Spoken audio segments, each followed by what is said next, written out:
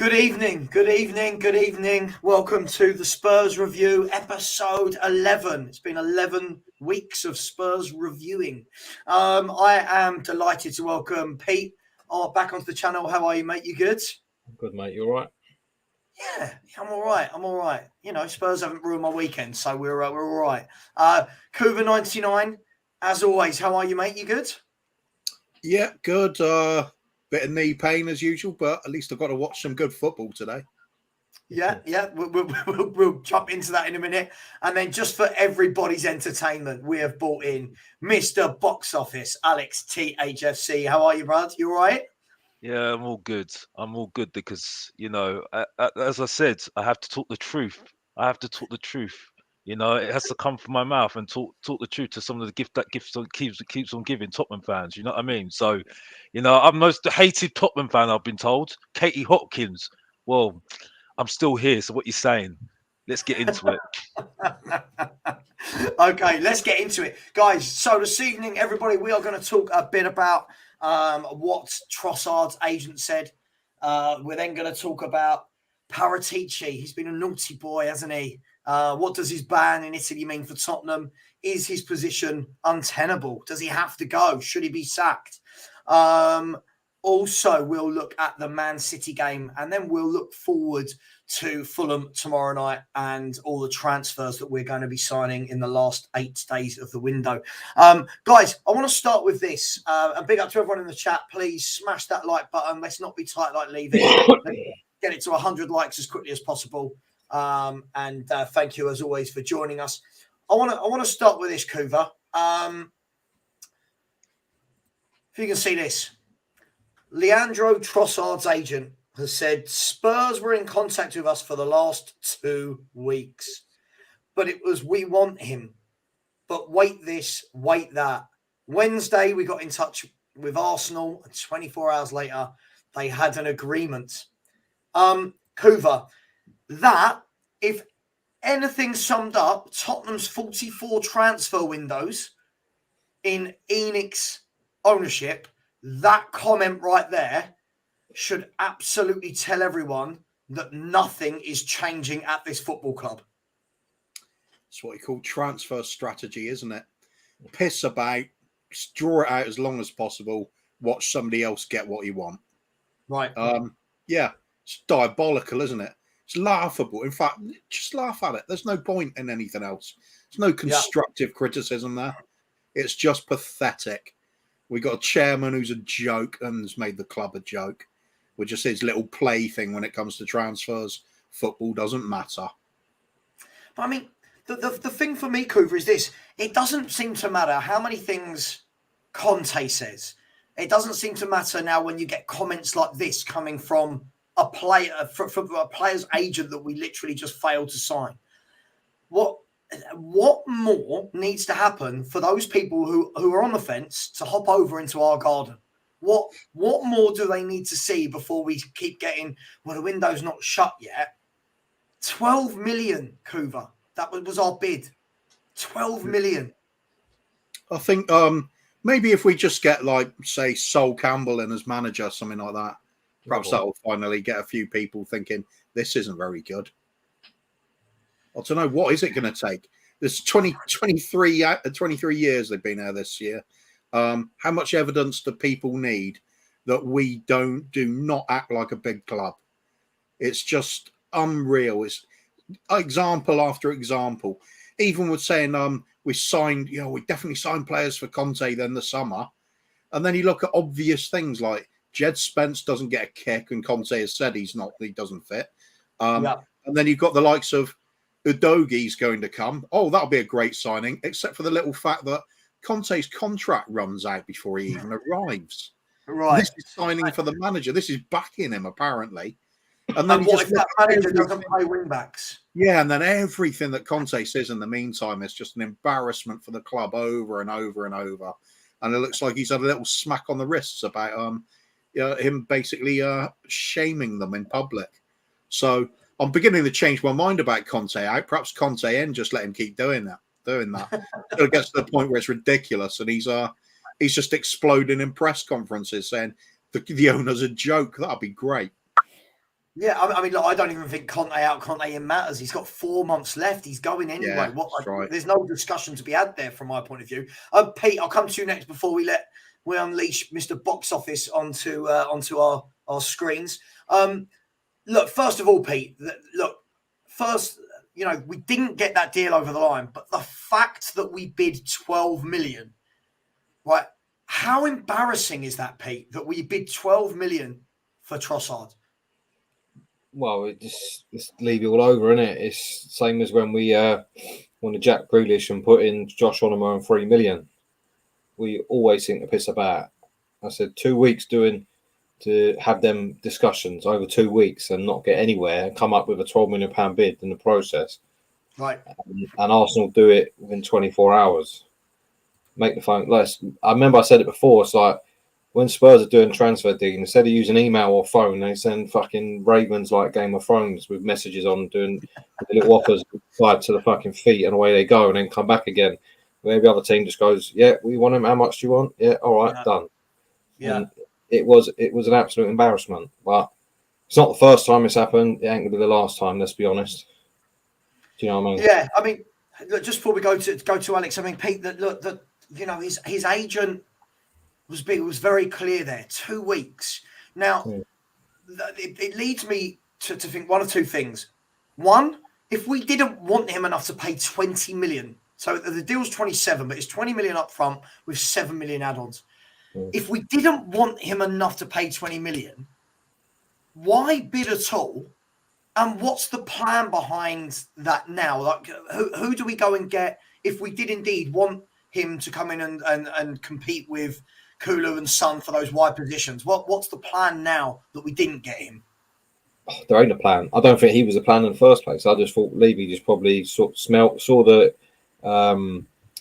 headlines about him having a dust up with the manager, him basically wanting to leave.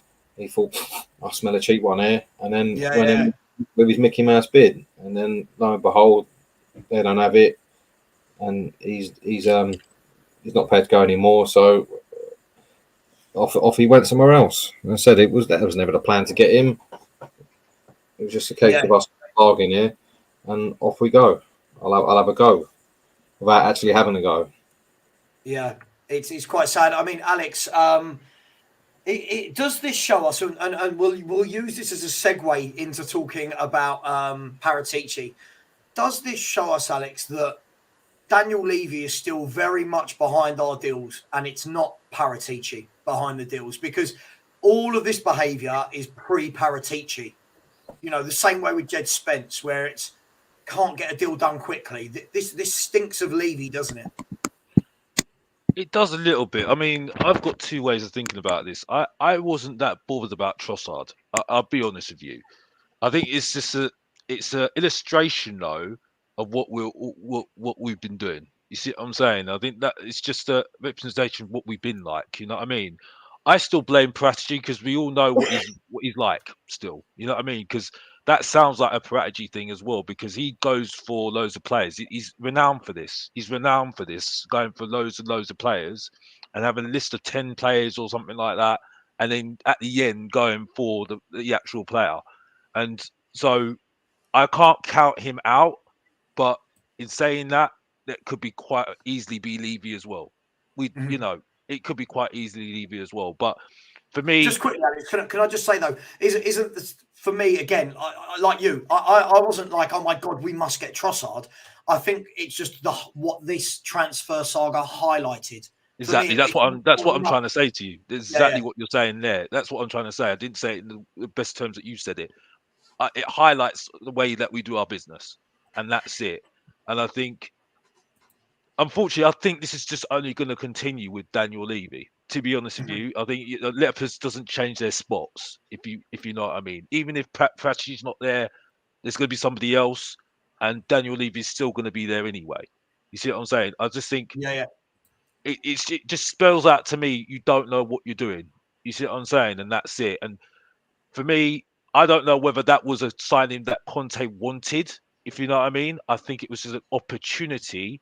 And for me, that's another reason why it ain't working with Conte. Simple as that. You know what I mean? And that's it for me. Yeah, I mean, let me come to you, Kuva. Then let's talk about Paratici. Normally, the other, how many windows has Paratici had now? Three windows before this one. So this is his fourth. Am I right in that one too? Yeah, four. This will be his fourth. In the other 3 windows, we've seen all these videos. He's on his phone, and he's pictured here and there. This window, we've not seen a thing, and obviously we had the news that came out. Was it Friday night, maybe, about Paratici being banned from working in the transfer market in Italy for, I think, 2.5 years.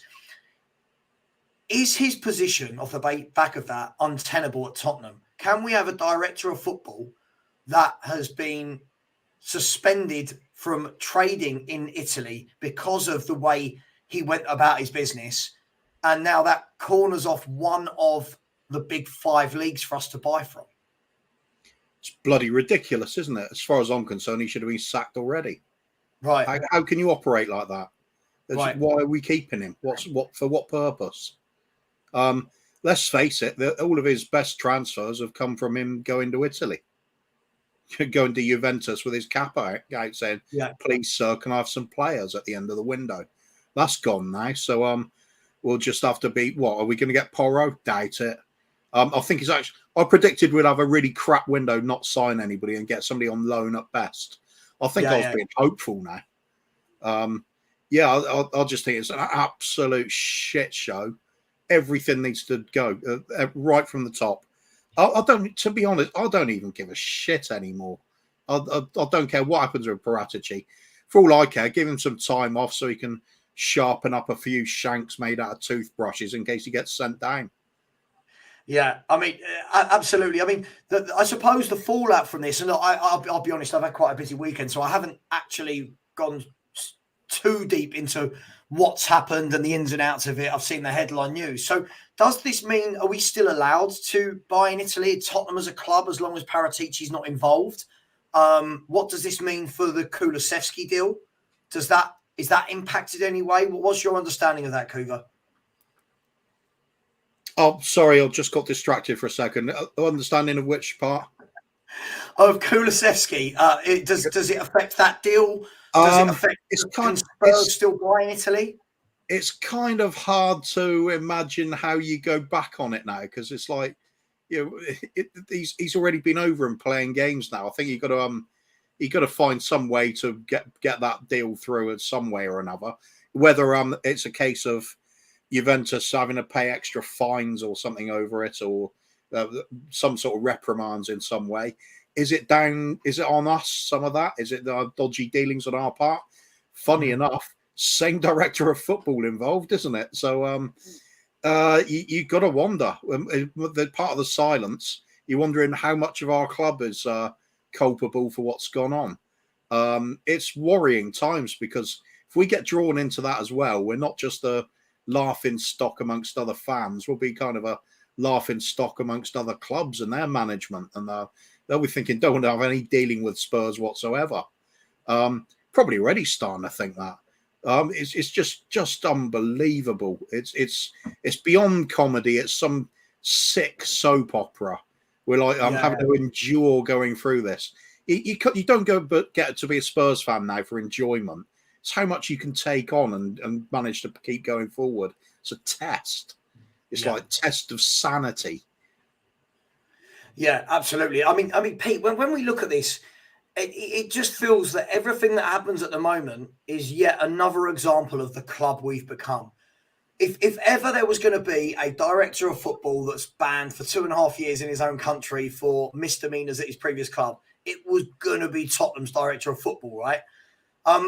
This is Spursy being Spursy, isn't it, Pete? Well, they knew this could happen because it's been banging on for a good couple of years now, or 18 months, whatever. Since before he came, he's under investigation, and we still went ahead. I mean, as his whole modus operandi is buying players from Italy, and basically he's not even allowed to use Italy on Football Manager. That's how bad his ban is. He got the biggest ban out of anyone involved. He got the biggest ban, which tells you. I can't see how he keeps his job. I mean, this has been gone already. It's like the club at the moment. It's like no one's steering the ship. it's like we're crashing into iceberg after iceberg. We got Paratici.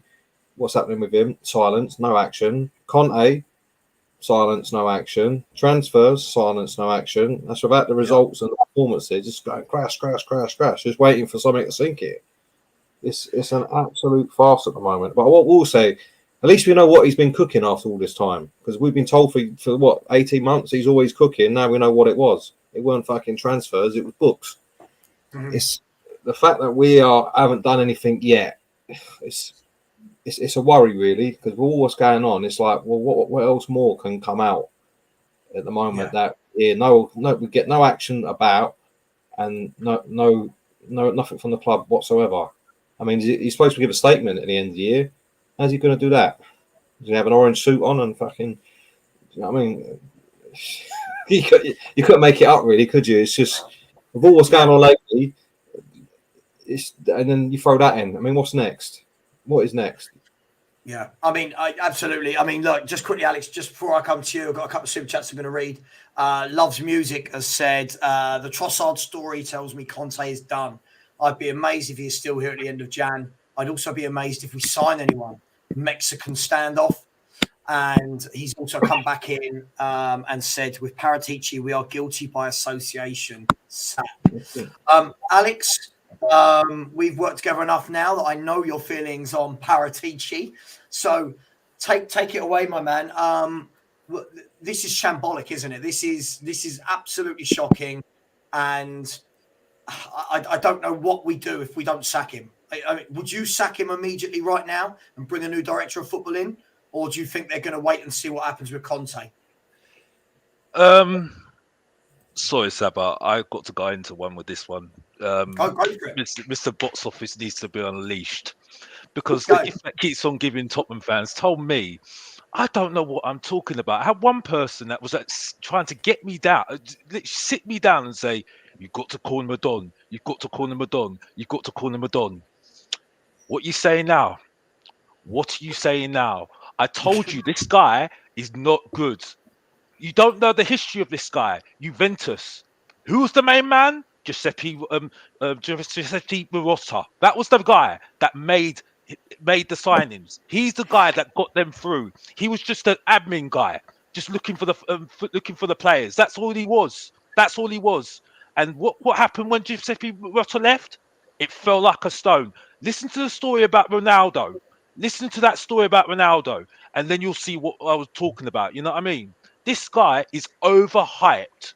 And this is the problem with our fan base. He was overhyped. Romero, he knew about a long time ago. Yeah.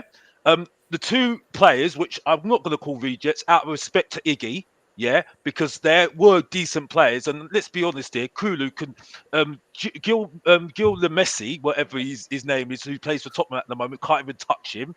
And he was a reject at Juventus. So sorry, Kulu all day long, and he's going to leave Tottenham anyway. You know what I mean? So I'm sorry. Again, you couldn't touch Paul Mitchell. He couldn't touch Steve Hitchin. Yes, I did say Steve Hitchin as well, bro. You know what I mean? Even Frank Harnison, who left off for Chelsea. You having a laugh? And that's what it needs to say, man. Coming from your boy, Mr. Box Office. If you don't know, get to know. I need 400 subscribers as well, so come to that as well. That's all I need to say. Back to you, Saba. I feel like Anchorman. All right, thank you. Cheers. Thanks for that, Alex. Look, guys and girls, it is there's been a lot of people backing this guy. Paratici, that he's cooking, he's the Don. I've not been impressed with what he's done since he's been at this club. Yes, I think all directors of football are a bit hamstrung, so to speak. But I do believe that when you're getting £32 million to buy a right back and you come back with Emerson Royale, I do believe that is the first moment where I went, wow, this guy's shocking. 32 million, that's the best right back he could find across Europe. Coover, are you bothered about Paratici? Like, I know, listen, it's difficult because people will say he's appealing it, but look, the fact they've given him a 2.5-year ban, the fact that all this is going on, they must have a lot of knowledge, right? There's got to be some real big evidence against all of these people at Juve from that time, right? Yeah, I'm not worried now. Levy wanted to build a circus, so you've got to fill it with clowns. I think he's perfect. Perhaps we can do like little sweepstakes at the beginning of each season. Which nation is Paratici going to be banned from doing business with this year? Just throw a few darts at a globes, give it a spin. Aren't we banned from doing business in every country other than Italy up until now? I feel like there's the reports about the Italian courts could look to the likes of FIFA and UEFA or whoever to enforce the ban. Most associations will enforce what fellow associations do. So if they put a ban in, the rest will just implement it. Plus, of course, you got the EU aspect of it as well. If he's behaving fraudulently within an EU country, does that affect other EU countries? Doesn't matter. The fact that he's banned from one is bad enough. That's pathetic. That's the sort of man you get rid of instantly. For our club, he's bloody perfect, though. I hope he gets a 25-year contract. I mean, Pete, it's true, isn't it? It fits like a glove. This club can't get anything right. The youth is crap. Yeah, we've built the best training ground in the world for what? We don't bring anyone through. The first team is crap. The women's team are crap. Yeah, the scouting is crap. Our director of football is a crook. Our owners are milking money for fun, or they definitely will when they leave. The manager doesn't want to sign a contract or is refusing to sit down and talk to them. Harry Kane's contract's coming to an end. Lloris needs to be replaced. I mean, everything is wrong at this club, right? Everything, Pete. I go back to what I said. No one at the helm. The ship's just floating along, crashing into iceberg after iceberg, and no one's at the wheel. And eventually it's going to go down if someone don't get hold of the wheel. It's, the next iceberg coming up is Kane saying he wants to leave in the summer, or we have to sell because he wants to leave. That's the next one on the way. Address that for me, Pete. I mean, this is what you get. Listen, fans, I don't care if he was bought as a right back or a cleaner. The fact that we bought this man tells me Paratici is awful at his job. Is a very bad footballer. Why are we defending these things, signing players like that? Even if Nuno wanted him, let's be honest, no manager gets what they want at Spurs. Someone should have looked at him and with half a football brain and go, hang on a minute, you can't want him. No, sorry. We have high aspirations than that. As I've always said, the fact he looks at 10 deals and then 10 players for a deal, and then that's the one he pulls the handle on, he should be sacked for that, if I'm honest. Yeah. That was absolutely shocking. And he's been shocking ever since. All this defense, he's signed in for Nuno and all that bollocks. Yeah, that's not an excuse. Pretty sure Nuno was playing with wing backs at Wolves as well. Right. Yeah. Again, how Spursy. The wing back that he used during his most positive spell at Wolves was at the club when he joined. Yet he went to a 4 and didn't use that wing back. I'm baffled by everything this club do. And I have to say this as well, because some people keep on saying it. That was Daniel Levy that employed Nuno. It was Paratici. This is absolute fact. Yeah, because he's the one that was saying, because as soon as he wasn't at the club, we were nowhere near Nuno. Yeah, as soon as Paratici came in, and this is fact, he wanted him at Juventus. Yeah, big up my boy, by the way, Brian. Yeah, big up to you, bruv. Yeah. But yeah, he wanted him at Juventus. Yeah, and he's the one that had to go up to Levy and say, "This is the way he plays football. This is how he did it in Valencia." And he persuaded him to get Levy to get him in, and that's the only promise of why he got him in, and that's it. So it's his fault. So this rubbish, because I know that it was a terrible section of what we did there. Obviously, yes, but it was down to him, and that's it. And that's when I started to have his number, because the people were saying to me, "Oh, he's got the hero Conte in Antonio. Oh, it's Antonio." Well, look what we now, bruv. You know what I mean? We want him out now. You know what I mean? You know? We're all going up and down now, isn't it? Honestly, this club is a joke, bro. Sorry, really quickly before Brian's going to unleash, and I think he will. Just replying to Faz. Again, he's made a daft comment. He's telling me Kuva, we're not in the EU. Yeah, you're right, Faz, we're not. But where do you think we get players from? Listen, I just can't take. I mean, listen, I don't understand why anybody needs to see Emerson Royal at right back. He is not a good footballer. You can Can't play football. No matter what position you play him in, he can't play football.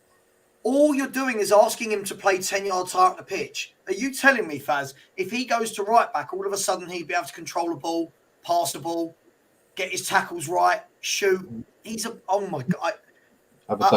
Listen, I don't know what you want. When you say Enoch and Levy out, then you back signings like Emerson Royal. I don't know. Where are you at? Why did Manchester United want to sell Aaron Wan-Bissaka? That's a question. Why did they want to sell Aaron Wan-Bissaka? Because he was defensive right back. He's one of the best, but he couldn't do anything. He's a very good fullback. He's a good fullback. Yeah. So this is the point. If he's a good fullback, Emerson, and Manchester United were trying to get rid of Aaron Wan-Bissaka, why are we keeping Emerson for? You know what I mean? And I was told Man United were in the mud. That's an example. Simple. You know what I mean? Don't need to say anymore, man. Mr. Daigle, welcome. And now you're a big Sky Sports star after your protesting yesterday. Look, I don't know if you've seen in the show, Brian. So we're talking about the bid that went in for Trossard, where his agent has basically said that we just faffed about for 2 weeks. Now you got Paratici banned from Italy for 2.5 years. In your opinion, does Paratici need to go now, along with everyone else at the club? Does this just need to be gutted out from top to bottom? So just to say, I'm going to be here for a short period, then I've got to go eat my dinner. Then if you're still going, I'll come back. So I'm going to try and get quite a bit out in one foul swoop, because the call could come at any time that dinner is on the table. Fair enough. Whoever would have heard a voice note that I've put out in a couple of places where I do not give a flying fuck about who the director of football is. I do not give a flying fuck who the manager is. I do not care what players come in. I don't care what results we get. I don't care what trophies we get knocked out of. I don't care which European competition we are in next year, because all of that means nothing. All of it means absolutely nothing because of what goes on with this owner. It doesn't matter who comes in. I just want to, first of all, before I start, I want to say a big up to everyone that's in the chat. Big up to everyone that made it to the protest. Alex made it. Big up, Alex. Appreciate you being there, my brother. I want to thank everyone that retweeted stuff on Twitter, that retweet or on any social media. Even the people that sent out the patronising, belittling, condescending retweets. Oh, there's only 20 people. There's only this. It's only that. You're just retweeting the message further. And even though last year, when you were doing this to us last year, when it was on a whim, and when they were saying, oh, you're a clown, you're expletives, whatever, and I'm not going to say this, we took a lot of heat, and a lot of it personal, Whereas this time, people that are putting things like that, they're not getting the attention, apart from in their little groups. And in fact, anyone puts up any negativity about what I'm doing or what other people are doing, they have people saying, what are you doing? What are you talking about? What are you doing for change? What are you doing? Why are you giving him grief? They're trying to force change. So this is turning. I don't know when the Sky Sports, I'm trying to find out when it's officially coming out on Sky Sports properly, but just to try and put this into some kind of context, one of the questions they asked me was, again, it was a really nice reporter who was there last year as well. He's a good guy, Spurs fan as well. And he asked a question. So why the anger this time? Why are you protesting? Why are you? So I said, listen, I can't be bothered to go through the 22-year cycle of things and amount of managers and whatever.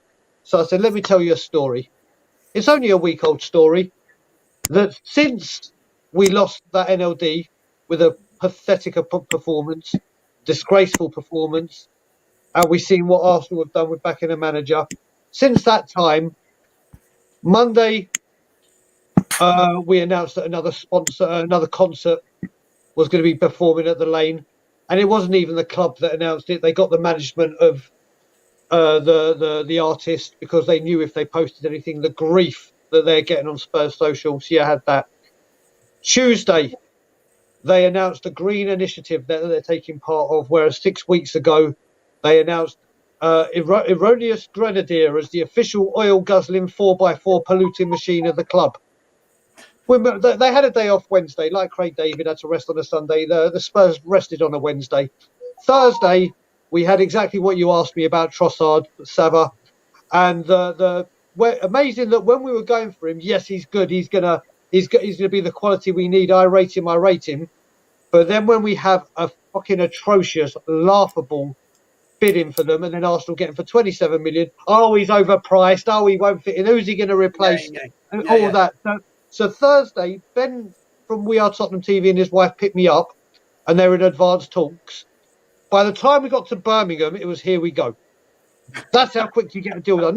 Not we're creeping. We're interested. So that was Thursday. Then you had the defeat. Friday, we had the Paratici saga. That's just what's happened at Tottenham Monday to Friday. Monday to Friday, this club is rotten to the core, and Arsenal are going to win the league, and Coover will vouch for it. I said to him ages ago, and I put it on Facebook, everyone said, wait till Tottenham click. Wait till they click. Things will happen when we click. Well, wait till Arsenal fall off, because they're going to plummet, and they'll do the typical Arsenal thing, fall off a cliff. Well, we haven't clicked. They haven't fallen off. This is going to get worse and worse and worse. And this time, we ain't going away, the lot I'm with. And big up Seb, who was at the last protest and has been there. Big up Rob. Big up everyone that's supporting, not just me, everyone that's doing things. This club is falling apart. And it's like we're being scrapped for spares. And it's going to continue to happen. Just quickly, I want to continue this theme, but just before we do, listen, there's 436 of you that are all acting like Daniel Levy in a transfer market. There's 86 likes and 436 of you in here. Also, please continue to subscribe. We've just smashed the 3K barrier, 3 months quicker than planned. So we're going for 4K. Please subscribe to Alex THFC, Mr. Box Office, and if you don't know, you've got to get to know. Please subscribe to Tottenham on Tour, Brian Daigle, Danny Kiriakou and the lads. Please subscribe to the Free Spurs Boys, Coover and the Kang with Bobby K and Coover, and please subscribe to myself as well. The thing is, backing on from what you've just said there, when you look at it, it seems that the more we try to act like a big club with infrastructure and everything away from the football pitch, the more we act like a big club in that way, we become a worse club in the football side of things. I'm not just talking style, I'm talking everything surrounding the actual football. The 11 men that run around that bit of grass seems to be getting worse and worse and worse since we left White Hart Lane. Yeah. But yet all you'll hear is, look at the stadium. Why, Pete? Why are so many people so amazed and they're just mind swept with the stadium, and it's, oh my God, a stadium. It's a building, right? It's a building with a bit of grass in the middle. Why is... Oh, just go. Vent. Go. I've run out of venting, to be honest, on that point. I don't know. Honestly, don't know. I can't. I'll be back. Sorry, Pete. I just need to. I'll be back. The dinner's been called. I'll hop back after, guys. I'll speak to you soon. Cheers, and Brian. as always, Levy out. I mean, yeah. As for the stadium, I don't know. I don't get it. It's Novi should have worn off by now. It doesn't make us a big club. The more we try to act like a big club, the less we actually act like a big club, which then we just become an imposter.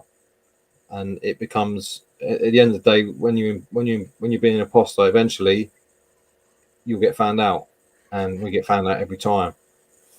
It's the whole thing about protest and all that is another side issue, why people won't do that. But for the stadium, I cannot understand. I don't understand. what more? The stadium means fuck all when you're looking at the team that playing in it. Right. He's getting, and let's be honest, the stadium's not even a fortress. I think we lost 4 out of 5 there. So it's nice and shiny. We lost our last 3. We definitely lost our last 3 home games. Was it Villa, Scum, something like that? Yeah. Yeah, Villa, Newcastle, and City. Liverpool. Not Liverpool City. beat us in the end. Liverpool. Yeah, and I'm sure City will add to that next when we play them in a couple of weeks. But it's all it is basically is a shiny whorehouse where we're the brass and we're the ones people turn up and fuck us. That's all it's become. It's not become a fortress. It's become a brass house. Yeah, and we just waiting for the team to turn over, someone to come in and pay a couple of quid to get through the door. Yeah, that's basically what it is now. We're having it every week. It is. I mean, look, let's move on. I want to talk, guys, about look. Obviously, everything that's happening here, I suppose, is not being made any easier by the fact that them lot down the road are looking the real deal. I know, Alex, we differ on this. I know Faz is in the chat as well, telling me that Arsenal were bang average. Look, they play superb football. They dominate every football match. They are 5 points clear with a game in hand. They are 17 points clear of us with a game in hand on us. And back in May, we finished 2 points above them. So in 20 league games or 19 league games for them, yeah, they have done a 19-point swing on us. A 19-point swing in 19 games. Kuva, I mean, listen, I think Arsenal made some good signings in the summer, but there is not a chance that they should be 17 points clear of us with a game in hand, is there? I mean, this is embarrassing. Yep, there's no doubt about it. I mean, if you want to look statistically wise, you could argue that Arsenal will need to lose 10 games in a row and us to carry on playing in the way we're playing at the moment, so just to catch them. The way if we're gaining points at the rate. So that would leave 8 games left in the season. That's how far behind we are. 17 points. It's unreal. 20 points if they win their game in hand. And they're falling away. Ever since I first heard people saying they are definitely falling away, all they've done is got further away from us. It's us who's falling away. They keep winning. Yeah. Do you know, Kuva, they've lost 1 game this year, right? Which was against Man United, obviously their opponents today. But I keep hearing, you watch, they'll fall away. You watch, they're not very good. I don't get it. I'm watching them going, wow, like everything they do is good. Their patterns of play, their intensity, their pressing, they defend as a team. They move across the pitch in triangles. What is this just? And also the likes of Nketiah, how bad he is. Even some of their fans saying how bad he is. Scoring a few goals from what I'm seeing. They're not really missing Jesus, are they? Against us, you look at the statistics, it doesn't look too bad. But when you're actually watching the game, you see all the pockets of space they get constantly. Oh. The only argument I'd use against Arsenal in that game is they probably should have done more with it. They should have punished us heavier. We got away with one in that respect. Yeah. That to say they're no good, that it's there for itself. I mean, when you're talking halfway through the season, the league table is not lying at this point. They're there for a reason. We're where we are for a reason. If we hadn't had such a fortunate start where we were getting away with murder against some teams and picking up points we didn't deserve, we'd be even further down the table at the moment. Be sort of locked in Chelsea or Liverpool or even lower. The thing is, Kuva, it's not just that they're top, right? If they were top but playing really bad football, that would be one thing. But they're top, playing beautiful football, right? Whilst bringing through young player after young player. You think now, all right, they bought Martinelli when he's young, but bought him through. Yeah, Emil Smith-Rowe. Saka, who is on fire. Yeah, Saka's got 15 goal contributions in 18 games he's played this season. Eddie Nketiah, don't get me wrong, I'm not saying he's great, but he's fitting in like a glove since Jesus got injured. And they just keep going. They seem to be getting everything at the club right. whilst we're getting every single thing wrong. It's infuriating, isn't it? Yep. We thought perhaps it'll be injuries that will be the end of them, but they're getting injuries and players are slotting in without a problem. The confidence is now there. The belief is there. Even when they don't play well, they know they're going to get something out of a game. It's they are definitely on the march to it at the moment. It's going to take something major to throw them off the rails. It's a question of can City go on one of their sort of legendary 15-game winning streaks to put some pressure on them, which they might. They're capable of doing it. But right at the moment, you'd have to say the consistencies with Arsenal. Hate saying it, but they're playing some good football and they're top of the league. I mean, you can't. These are facts you can't really deny. Well, you can say the football's no good if you want, but I'll argue against it. I think they play some really good stuff. I'm jealous. Oh, I'm very jealous. Let me move on then to Mr. Box Office, because Alex, you've been saying the whole season, that you're not impressed by them. You said you wanted to see them firsthand last week, where they were excellent. They've just been excellent again today against Man United, a team in the top 4. They're 5 points clear at the top of the table with a game in hand over City. Surely now you've got to admit this is a really good team. This is a top team that are very well coached. Well, they're a good team, but it's no different to other things that have happened before to Tottenham before. Like, I still stick by what I said last week. They weren't that great. I didn't see the Nketiah. I didn't see the Nketiah that I saw last week. I thought he was pathetic last week, to be honest with you. And Martinelli wasn't as good as what I saw the last game I saw in the last London derby as well. Yeah, they are streets ahead of us. Absolutely, 110%. But this is no different to when Leicester City won the Premier League. This is they're back to where they should be. They're back to the levels where they should be right now. And the way they've done it, good on them. But I am not sitting here at the moment and upset about it, because this is no different to Leicester City, Chelsea, nearly West Ham last season.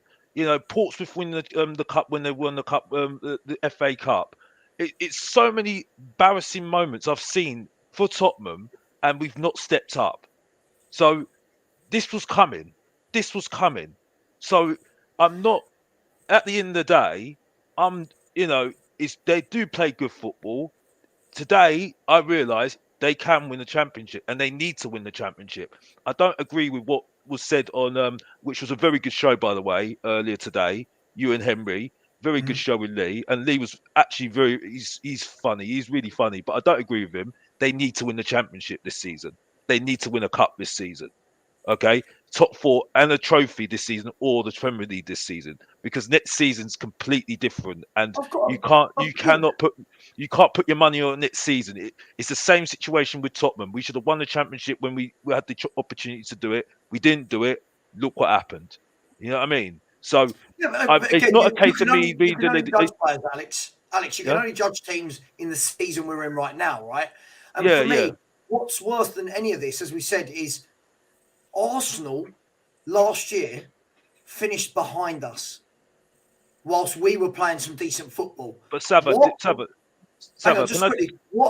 earth has happened in that 6 months? How on earth has the swing gone from there to there in 6 months? But Saba, look at it from my point of view. I said last season we were lucky to get top 4 last season. Yep. Yeah, it wasn't too much of a gap between us and Arsenal. Yeah. Yep. Last season. Yeah. Yes, we had the 2 signings, but who was fit mostly last season? Harry Kane and Son. Yeah. And also we had the caveat of having 1 game a week. Yeah. They got injuries.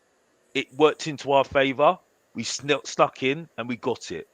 We didn't improve. We didn't go what Conte wanted to get us to that next level. Yeah. Arsenal kept with their strategy of doing what they needed to do. They got in players from winners of Manchester City. I did call them rejects, but look at them now. They're turning themselves into stars now at Arsenal now, and showing what their worth is at the moment. Yeah. So yes, they're proving people wrong. Yes, but like I said before, it's not that I'm not taking them seriously or anything else, but Arsenal getting back to the standards what they should be or should have been a long time ago. And well done to them. And they should win the league this season. Yes, but it's no different to all the embarrassing moments I've seen already with Tottenham. And I'm more focused on Tottenham now because I'm sitting there looking at it and saying, okay, if this is not telling you something, we're going to be in the mud for a long time. You know what I mean? And this is why we don't do anything, and that's it. So I'm not saying, listen, they're playing fantastic football. And to be honest with you, that game was absolutely fantastic. And Manchester United are no one to sleep on as well, to be honest with you. And they're going to go ahead of us as well. But my point is that Arsenal doing what they're doing at the moment is not making me upset, because I've seen so many times that other teams have embarrassed us already. So this is not going to change as far as I'm concerned. Even with Arsenal winning the league, I don't think it's going to change anything. So that's why I'm not getting angry anymore. You know, we sold Sol Campbell to them, for goodness sake, and look what happened. You know what I mean?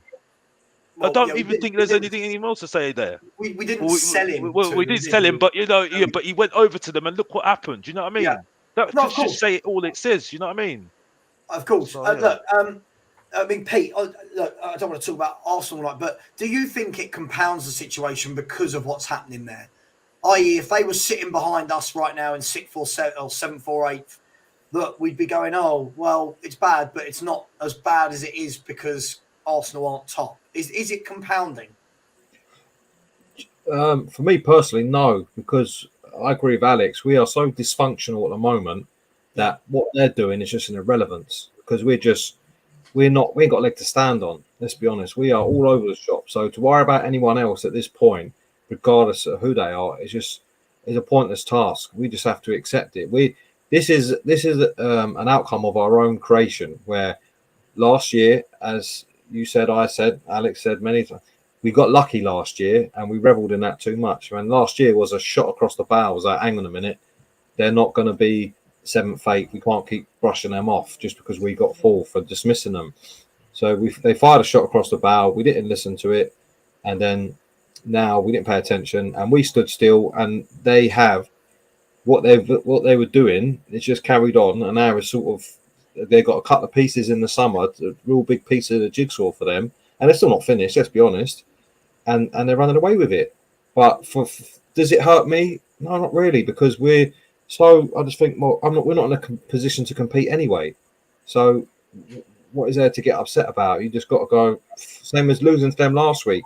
It didn't hurt as much as it used to, or as it should do, because I'm just like, we're just such a mess anyway. It's like we're miles away from worrying about anyone. Yeah. Same as I'm not in the slightest inclination to take the piss out of West Ham, because I'm just like, well, fuck, mate, we're all over the gaff. If we're not careful, that's where we'll end up. The way we're going. Do you know what I mean? It's just we're so far away from any sort of cohesion or plan or anything. You just watch on and go, well, fair enough. We've got to look at, instead of looking over the fence, we've got to sort out our own garden, because it's a fucking mess. Absolutely. I mean, Kuva, sorry, I want to talk about, talking of a mess, I want to talk about the Man City game. Hang on, can I just add to that last bit that was being talked about when we're talking? Because I disagree. I think we should be looking at Arsenal. I think that it's the club we can make the most comparisons with. Same sort of location, same stadium size, roughly, same revenue streams available to us. And they do everything in the last few years that we don't do. They say, here's the plan, here's your project, buy the players in for the manager, who then puts them into the team. This is a key bit. We don't, and then just let them progress. And then when they finally get ready to add those little bits of quality to bump them on a level, top of the league, what do? We don't even know the manager's going to be here at the end of the season. We got players that we bought for him allegedly that aren't even going to be here until after he might have left. We've got players coming in that don't get in the team. All of them. It's only really Perisic is probably the most consistent player to be picked by Conte, which is a travesty in its own right. So everything we're doing wrong is usually excused by, oh, we don't have the finances of Man City. We're not a Chelsea. Correct, we're not. But if we can't compare ourselves with Arsenal, and I think we can, then that shows how much of what a ridiculous shit show we've been putting forward for the fans to swallow at exceptional prices at the ground. I pity all these people with season tickets going to watch this shite week after week, putting up with all this crap at such extortionate rates. We should be offering a discount. We should be like doing half price if you're going to put up with this sort of crap, because this isn't even development level football. You look at that 17-point gap is monstrous for halfway through the season. Monstrous. Yeah. But we're in relegation form. They're on title winning form. But Kuva, we've had two managers, decorated managers, right, that have told Levy what to do, and they don't listen to him. Yeah. I'm sorry, but Arsenal being top of the table is only just the ice on the cake. You know what I mean? You know what I mean? If that doesn't say anything to you right now, I don't know. And to be honest with you, Kuva, I ain't gonna have a go at you because you're the guy that talks more sense than anybody in any shape or form. So I'm not having a go at you. I'm having a go at people that are telling me, because the thing is, that Arsenal. Listen. It's got to a point. It's got to a point where, right? Because I should have stuck to my guns. I should have stuck to my guns about Pochettino, because I was told I'm an Arsenal fan. I'm in the mud. I'm negative. Yeah. What are you saying now, bruv? What are you saying now? You know what I mean? What are you saying? Nothing. That's what you're saying. Because now they're saying I'm a genius, bruv. I'm a genius, bruv. I'm a genius, bruv. I'm the genius, bruv. You know what I mean? Because I was the one that said we should never sack Pochettino. And now everybody's saying they want Pochettino back. Even me. If you want to get to see my channel, you see it all day long, bruv. You know what I mean? Because I've got the exclusive there, bruv. You know? So, like I said, when we're going to refresh this squad, when we're going to restart this squad, and when we're going to reset this squad to make our levels like Arsenal. But we're not going to do it because we've got Levy in charge. Don't need to say anymore. Leave it back to you, Sava, man. Sorry, I'm done. No, okay. Well, listen, if you don't know, you better get to know. Brian, let me start with you then on this. I want to talk about, let's go away from Enoch just for one moment, because otherwise we can get lost in purely Enoch. Let's talk about Man City the other night. A spirited first half, I would say, where City were wasteful and we worked hard, we pressed hard, went in 2-0 up, which I think flattered us, but was good. And then Spurs went full Spursy in the second half, didn't we? You're thinking to yourself, just shut up shop for 15 minutes. Just keep tight. 2 banks of 5, whatever you need to do. 15 minutes later, we're 3-2 down. I mean, what on earth happened, mate? Because you were there, right? I was there. And as I've said on streams and on YouTube, the atmosphere in the away end was very, very deflated. Like, you could tell there was just something in the air. It was very, even the goals we celebrated, you cheered because it was all that, but it wasn't the same as scoring a goal at any other time. There was just something in the air. It was like, the way I can only describe it is like we were being suffocated in the way end and we were all grasping for the last breath. It was, and that's not a stab at or a dig at the travelling support, because they are absolutely incredible on the heartbeat and backbone. But it was like the life. They were just like, here we go. We are in the muck here. We are. And what I will say, the first half was, I think, made a lot of people happy because it was so much better than what we saw against Arsenal. So much better. So listen, it weren't great. It was better. And that's kind of what we're grasping at the moment. If it was better than the last performance, hey, we scored in the first half for the first time. That's the second time in 15 games that we've actually scored in the first half. There are the thing is as well. Excuse me. I was calling in for it before. People like Hugo Lloris and Son need to be dropped for their own good. For their own good. But such is the lack of quality to reply. Richarlison isn't fit and ready to play in his natural position, which is that position. Hopefully he can get there and we can actually give him a chance there. And whether you want to say for Son being dropped, rested, rotate, whatever buzzword The guy needs help. Yeah. The guy isn't right. There's so many times that people have said the Man City game, he scores brilliant. Some will get a big performance. Once he scored against Leicester, we're like, he's coming back. And then he scored in the Champions League. He's coming back. Then he scored against Crystal Palace. He's back. Well, he's not. But he plays so often, he needs to come out of the squad for his own good. Hugo Lloris, I don't care. It's going to highlight just how bad we are, that the backups that we have for them aren't good enough for this squad.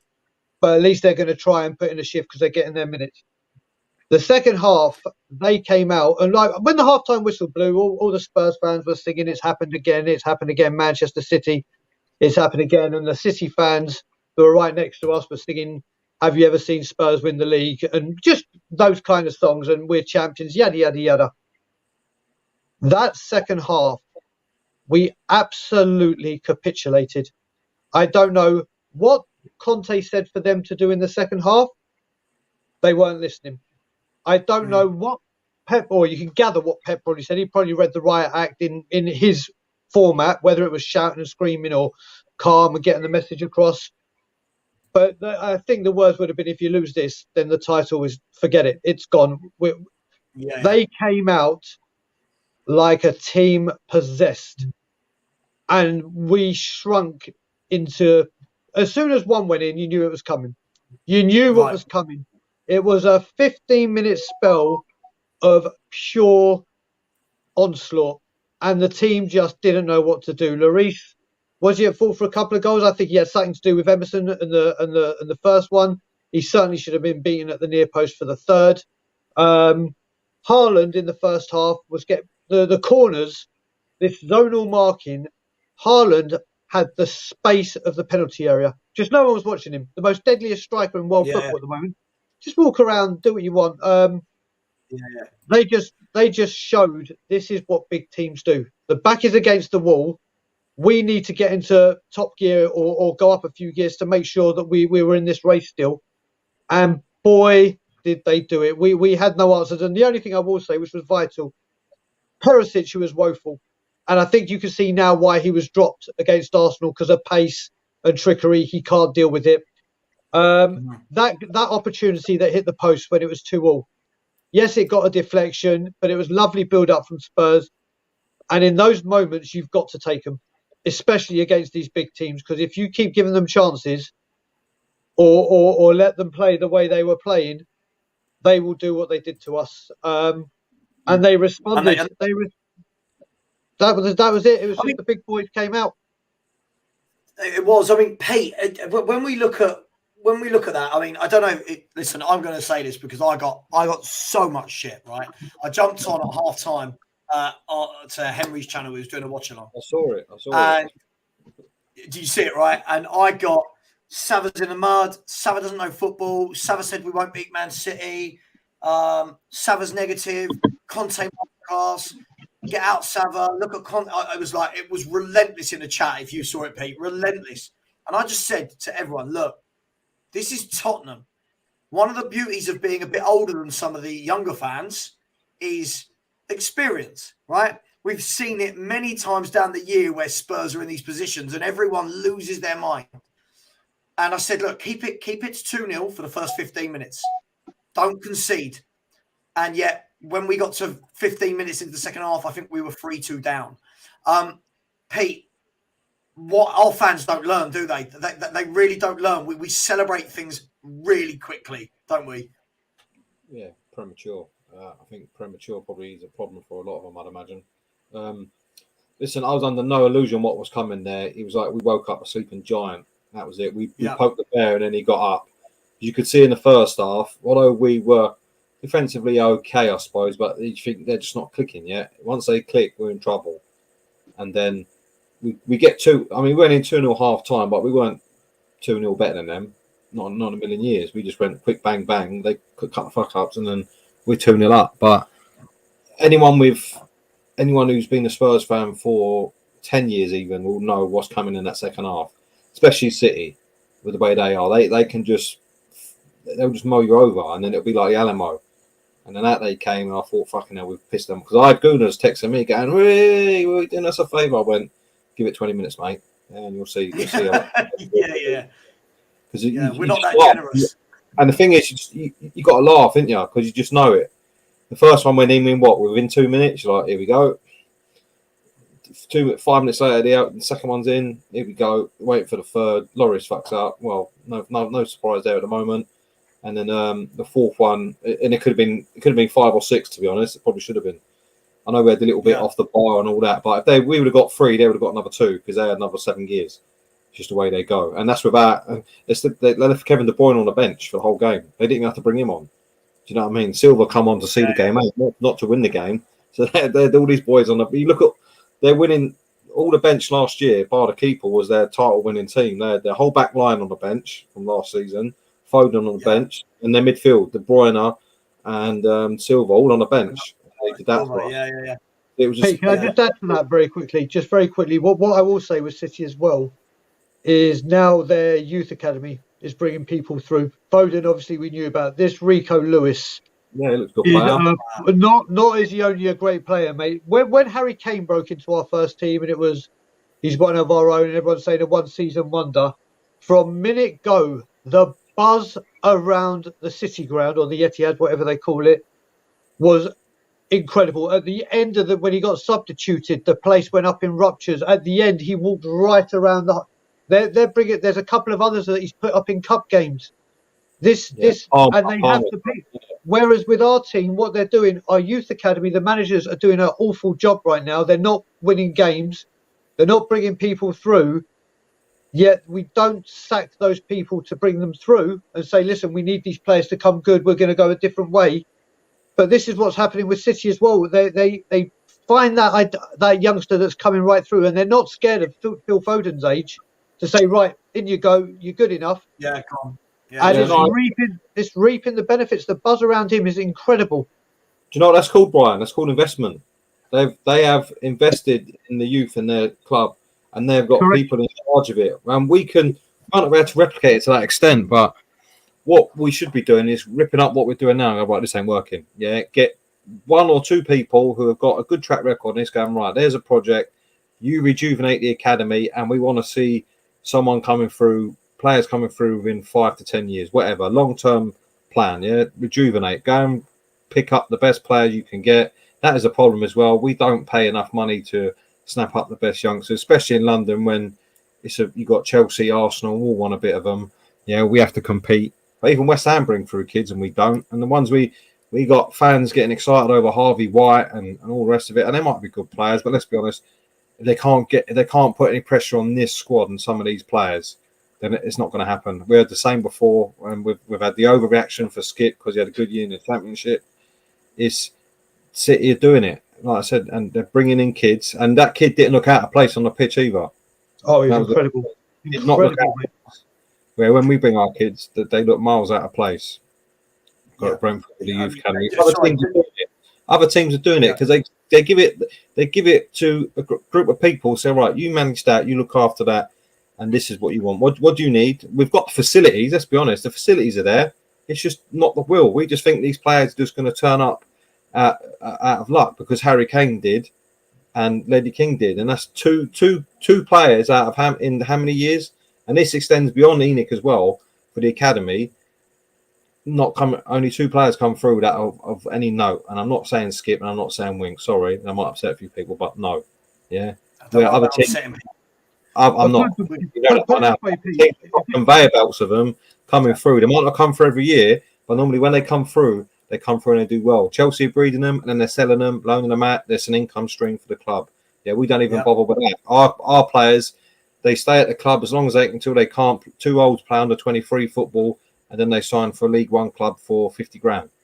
Do you know what I mean? Very, very. Who in their right mind? Which parents in their right mind would send their kids to Tottenham's Youth Academy? If I had kids and Tottenham were after them, as much as I'd love them to play for the team that I adore and love, for their own benefit and for their development, I would run a mile. Like, you're not going there.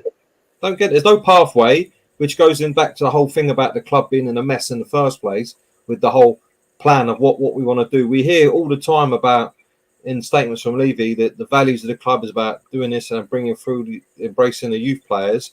Yeah, but there's never a plan to do it. It's just words. This lad said, we do the key. I don't know what that is. I might be a bit ignorant there. Edwards didn't get good until he left Spurs. Yeah. You know, he had to leave Spurs to fulfill his potential. He was never going to fulfill it at Spurs. Would he play one game? Well, do you know that the thing is, Pete, if you look this year, look down the road at Chelsea, right?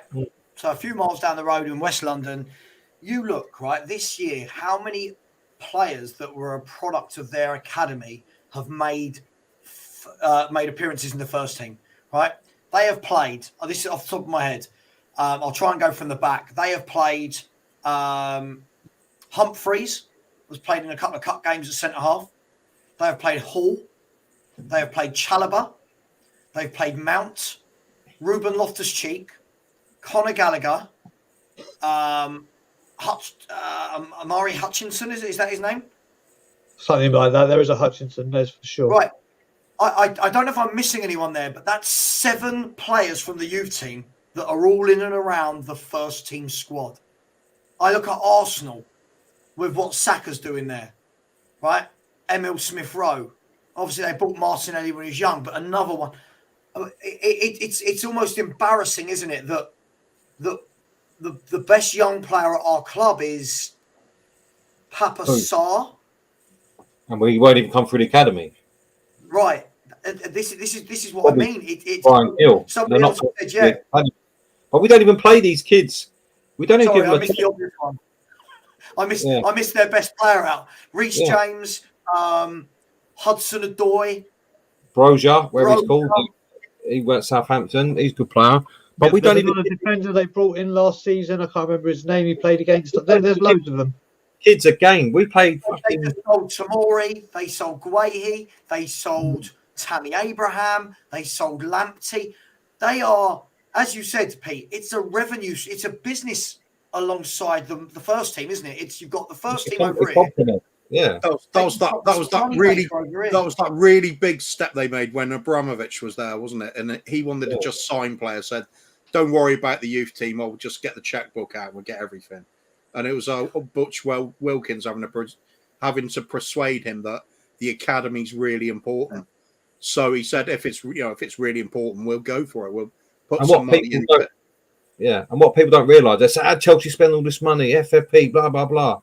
Because they have other revenue streams that pay for it. It was never always Abramovich's money. There's a lot of it, but they complement that with what they're doing, bringing revenue streams in other ways. But even do you remember when I worked there? Yeah, I remember you telling me, yeah. I was trying to explain to a few people on Twitter when they were saying, that Chelsea don't make any revenue. I was saying, you don't know what they're doing behind the football club, the business of Chelsea as well. They have got revenue streams coming out of their backside. Whether it be selling youth players. Do you know Chelsea? I wasn't allowed to say this at the time because I was working there. And by the way, everyone was like, oh my God, you can't be a real Spurs fan if you work for Chelsea. And it was like, yeah, my company kind of decide what I do. I don't say, oh, sorry, I'm a Spurs fan. Anyway, Chelsea, what they did is they had a whole digital department built, right? Where they hired 40 to 50 coders, solution architects, all this kind of good stuff within the IT world. And they built 5 to 6 apps that aren't under the Chelsea name. So you wouldn't know what the apps are, but they are paid apps, all to do with nutrition, all to do with learning football. They make Emerson Raw download one of them, the football one. Right. But mate, honestly, they've got all these avenues and revenue streams coming in. But just going back, Coover, I just want to continue on the Man City front. I don't blame a manager. I don't blame a manager for when you get slapped at Man City. I expect it.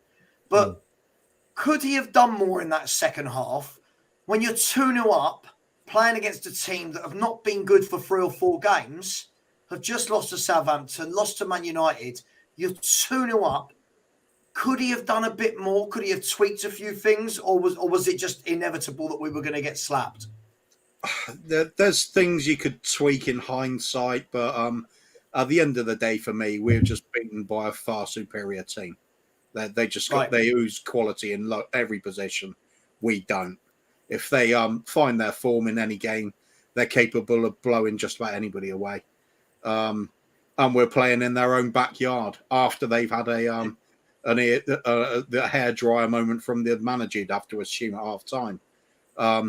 Different animal I'd love when they to get see going. that. Yeah, I'd love Pep probably doesn't shout. He probably just calmly speaks and says, "This is what we are. This is how good we are. Go and do this," and then people will feel ashamed into doing better.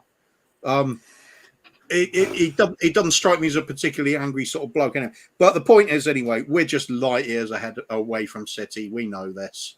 I think even the most ardent Spurs fans going to say our squad's nowhere near theirs. We don't have the character either.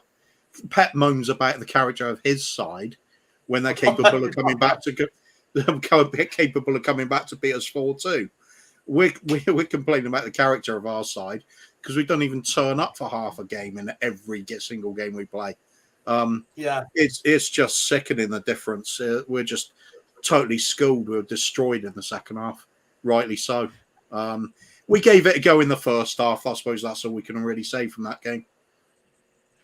I mean, Alex, I'll come to you in a second. People, please like, please subscribe. There's only 160 likes versus 512 of you in the chat. Please smash the like button. Please subscribe to the channel if you haven't already. Subscribe to everyone. We're all Spurs, whether you agree, disagree. We're all here giving up our time for debates. Please subscribe. It is free. Alex, what did you make of the Man City game? Because lots of people were saying a game of two halves, but I don't actually think we should have been 2-0 up. Do you know what I mean? I think that put a kind of a more positive spin on the first half than how we played, if that makes sense. What did you make of it all? I didn't like the first half. I think we worked hard. But I wasn't impressed with the goal. I mean, the goals we scored were down to Manchester City mistakes, and then it all came crashing down in the second half. So for me, I think we got what we deserved. Really, it reminded me of that FA Cup match when we were like 3-0 or 4-0 up. I think it was David Pleat in charge. I think it was at the time. And we lost. I think 5-4. We had a sending off. They had a sending off as well. It reminded me of that. But obviously, this is a better Manchester City team with who are drilled really hard by Guardiola. For me, I think we just got what we deserved. Really, for me, it just shows you how much I think it's inevitable. The way we are at the moment, that it's not working at the moment, isn't it? So, and I'm not having a dig at Conte here. You know, we can have a go at him for not improving players. We can have a go at him because of his tactics. I mean, I had someone yesterday say that I need to have a little bit of faith.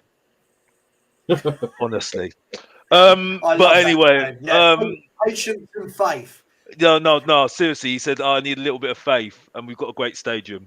But anyway, moving on. I don't know what to say. Again, I had to tap out of that debate because I honestly couldn't stand it. I couldn't do it anymore. And I don't say that a lot often. You know that, Sava, don't you? But yeah, it's just like for me. It wasn't great. I've got to be honest. The amount of times I've got to see Dyer in a Spurs shirt now, I had to apologise to David because he was so right about this guy. He's pathetic. He's absolutely pathetic.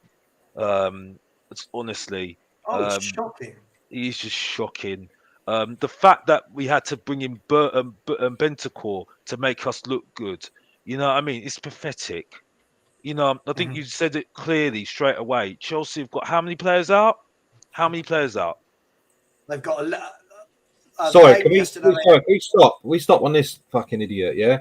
Man City players was 50+ millions. Well, Brentford was even less than ours, and they managed to beat them. So where's your argument? Why keep making excuses for this crap?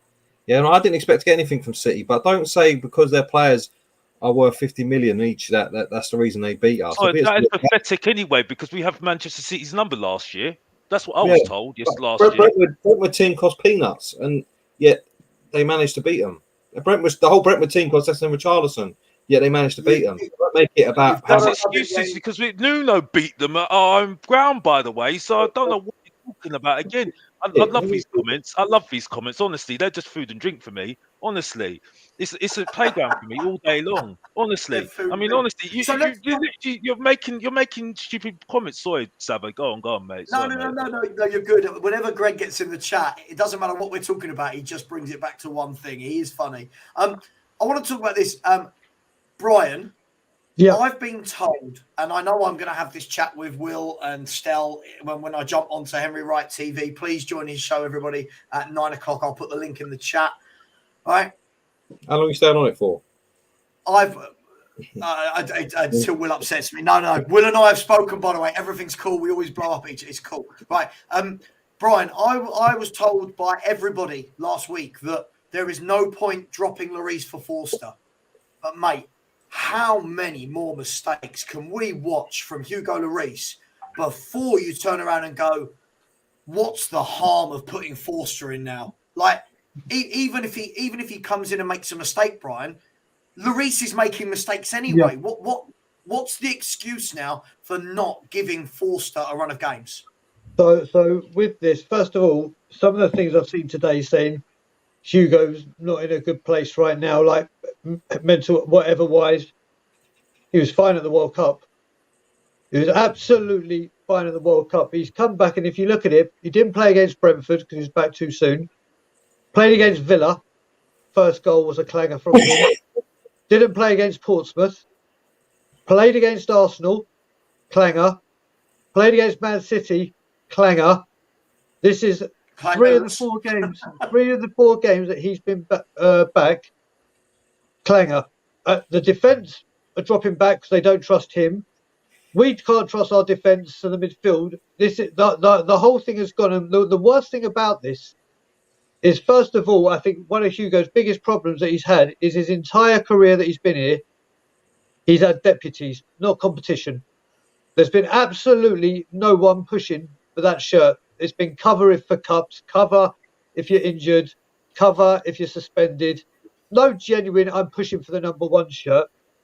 And the worst thing about this, and it goes for Son or any player that's in bad form, this is our captain. What kind of message does it send that if you keep screwing up, and not just screwing up with little things, game affecting things, points, we're losing points because of it, just keep carrying on. Don't worry, you're still in there. And Conte's come out a couple of times and said Hugo's a great keeper, he had a good game. He hasn't. Listen, he is a great goalkeeper. He has been a phenomenal servant. He has been one of the best in the world. He has been the best goalie we've had in the Premiership. But he's going. He's not the keeper anymore. He cannot. Every time the ball is at his feet, I'm petrified. Every time the two defenders on the goal kick at the edge of the 6-yard box, I'm like, oh, here we go. When he tries to distribute it in a rush, it's woeful. The one thing that was brilliant about him was his reflex and his shot stopping, which were outstanding and phenomenal. That's gone. Mm-hmm. He's catching when he should punch when he should catch. And you've got to say, I want Foster. I want Foster in goal. Yeah, sorry, lads. I'm going to have to drop out. I know you need to drop off, Kuba. Yeah, go rest up, mate. I'll speak to you soon. Yeah, right. Cheers. I mean, that, cheers. Thanks, Kuba. I'll see you. I mean, hey, on this, look, I just don't get it. Like, I understand there are an army of people out there that obviously are so Enoch and Levy out to the point where now we're not even allowed to say a goalkeeper should be dropped because that's Levy's fault or whatever, right? But surely now, if you're Fraser Forster, you've played 10 years in the Premier League. Yeah, you've represented England. You've played Champions League football for Celtic, blah, blah, blah. How are we not getting this guy into the team? It's becoming bad management now, isn't it? Well, you could say that for Fraser. I mean, him and Jed Spence must have great chats during the game, thinking, look at him. And Jed Spence goes, look at him, look, you think you're bad, look what I've got. You know what I mean? Him over there, look, that idiot just kicked you out of play or done a no-look pass off the pitch. So it's not the first time, but it goes back to what Brian says. If at this club, there's never any competition. The only one that sort of excelled himself, despite having no competition, is Kane. But every other player has dropped off, drops off at some point. Dele Alli's done it.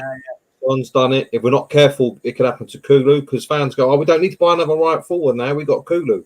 No, you buy another one to keep him on his toes, because otherwise, no competition means you just fall. Means you just naturally, it's a natural thing. Unless you've got a real top mindset, you will regress because you're not being challenged enough. And we've seen it time and time again. Now, as Brian said again, Hugo's been a great servant. All that, I get all that. It's a tragedy that he's not won a trophy at Spurs, but we are where we are now. That's just sentiment. Yeah. The fact is that he was dropping every big game. He's throughout his time at Spurs, he drops clangers. Yeah, always the big games.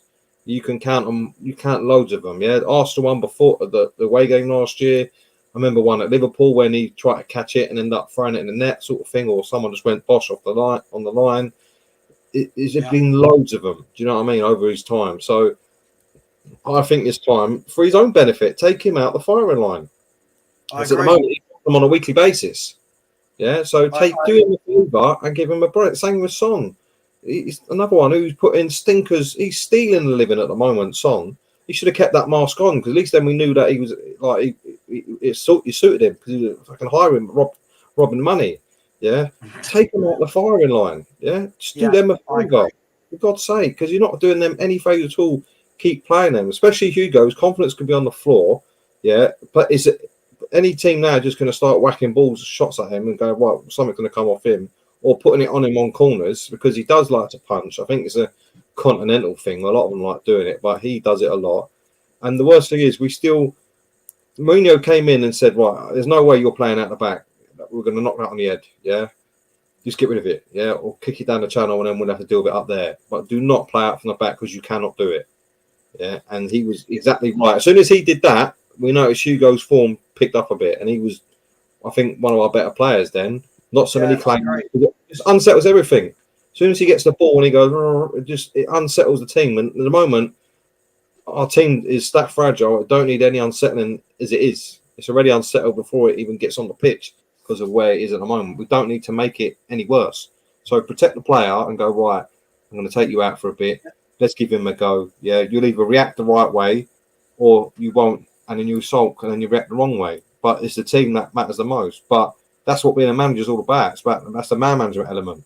Going, right, regardless of what you've done before and all that, at the moment you're useless. Yeah, and you're causing more problems to yourself and the team. I need to do what's right for the better of the club. And what's the point having a backup keeper if you never use him? Absolutely. I mean, Mr. Box Office, I want to get your take on this. Not for 1 second, Alex, am I saying that I think Fraser Forster's an amazing goalkeeper. But mate, he surely can't be doing any worse than what Lloris is doing at the moment, can he?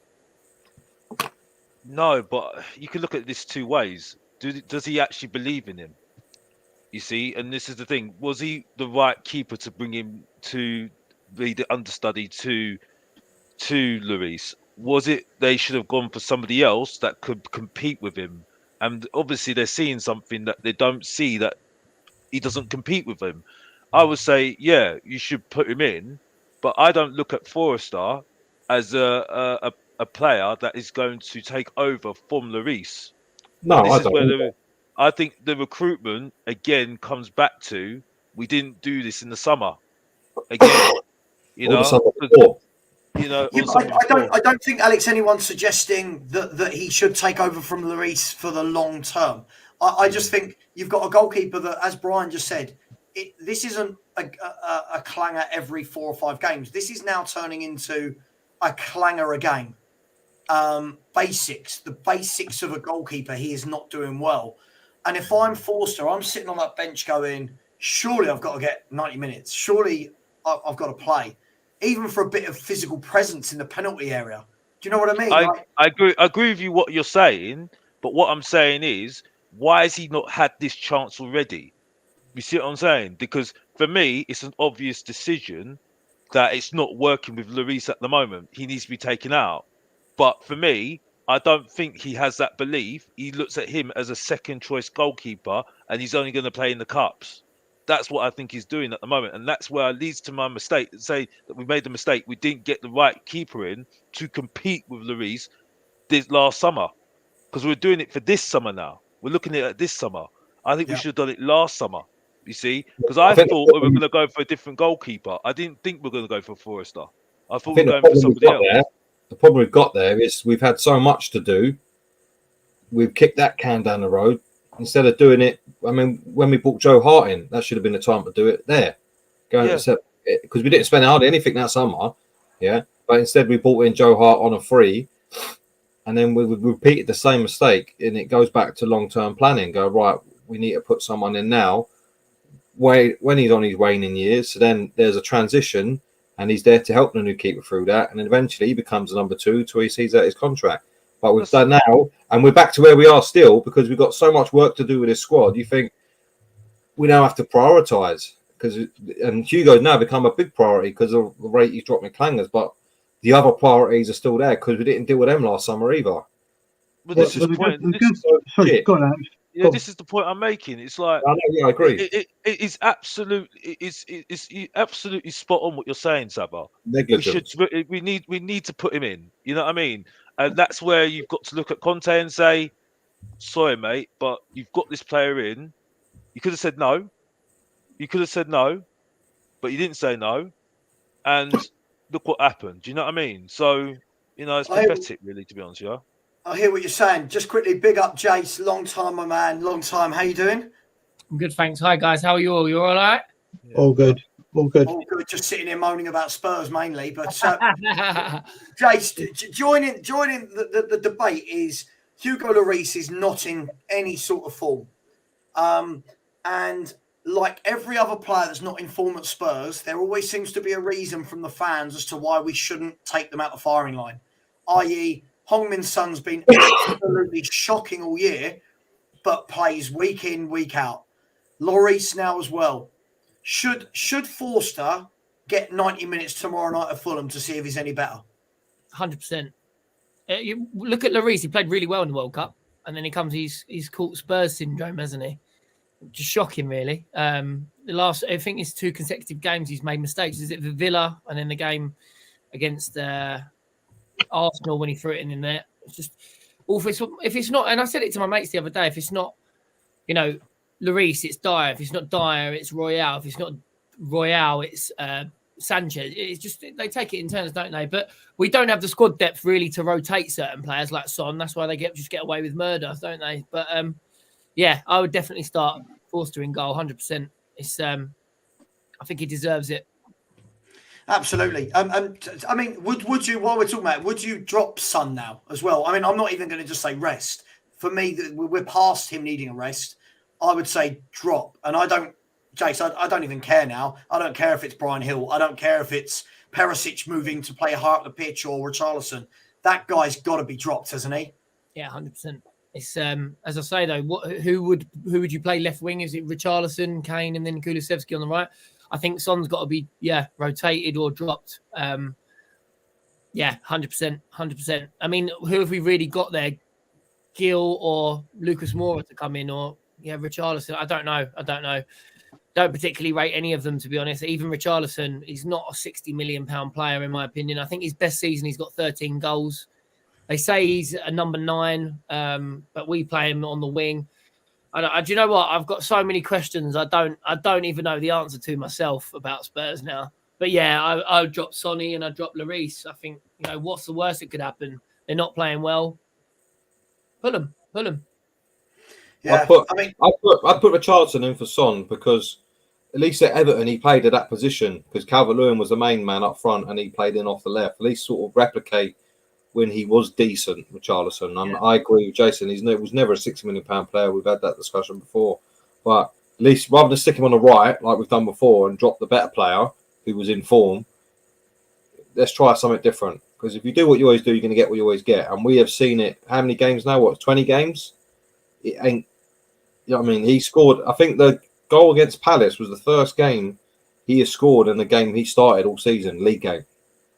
Because the other 3 was a hat-trick as a sub, wasn't it? He's only scored 4 goals. Lucky with that goal as well, to be fair. He was very lucky with that goal. Exactly. It was a deflection. There was so much luck in that. That's probably why it hasn't taken off, because he knew it was a deflection in the first place. But just give the keys a go. I don't rate Richarlison, really. I think he's a flash in the plan player. He'll do something great, but I don't think he's good technically or or very strong with pass, anything like that. He's just a pain in the arse. Would any of you, I know Conte won't do this because he does just do the one thing. Would any of you tomorrow like to see Richarlison and Kane in a 2 with Kulusevski playing in the hole and try something different? Just look for something different. Get Richarlison in his favourite position. Yeah. Kane will naturally drop deep because that's what he does. But actually get Kulu more into the game rather than Kulu's our most creative player, right? Other than Kane. He's our most creative player that gets on the ball, makes things happen. Shouldn't we try and get him into the game a bit more and stop this whole 3-4-3 stuff? Would anyone do that? Let me just go first because then I need to quickly drop off and do a couple of things. So I want to try anything. This 3-4-3 isn't working. Nothing is working, whether it's the players, whether it's the whatever it may be. It's not working. We can clearly see this.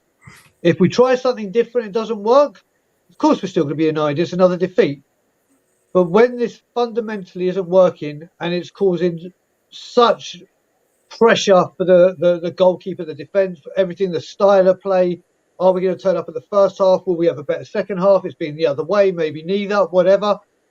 At least if we try something, people who are feeling negative about Conte's style of play can say, okay, he tried something different. At least if it's like that glimmer of hope, people can say, okay, I didn't see that coming. He tried something different, because this is just not working. So I just want to see anything different. Yeah. Anything that we try, anything to stop what we're seeing. But I'm going to leave it at that. Sava, it's always a pleasure. Just to let people know, quick cheeky plug. I released a video today on Tottenham on Tour, talking about the protest, what happened, how it went, what actually happened, the Twitter response, and plans going forward for protest on training ground for the deadline day training ground and for the home game against Man City. So I'll be putting regular posts up on the channel about anything happening. So on that note, I will bid everyone a good night and see you later on. And for the second time, and as always, Levy out. Brian Daigle, ladies and gentlemen. I mean, guys, look, I've been, Pete, you know this, I've been banging this drum all season that, look, I keep being told why I can't do anything other than the wing-back formation we play, but we play a formation that doesn't suit any of our players, which is baffling to me. So I don't see the problem in trying. And I don't mean for 45 minutes and we go, oh, look, it didn't work. But why can't we try something else, Pete? What is stopping Conte from going, right, this isn't working. Son's not playing well. Okay, I need to get Kulu into the game more. I need to get Richarlison a run of games in a striker position. Why are we not seeing this?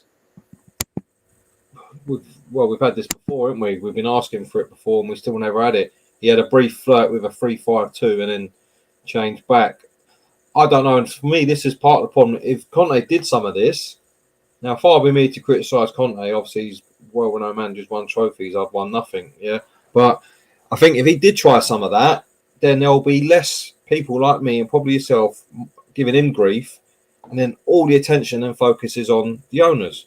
But by being as stubborn as he is, he's created another problem. Because we can see it. We're like, well, why can't you do anything different? Yeah, we're asking the owners to be flexible, yet he's not going to be flexible. I'm not saying he's got to be flexible the whole time. And some people say, oh, why should he change? He's won this, that, and the other, everywhere else.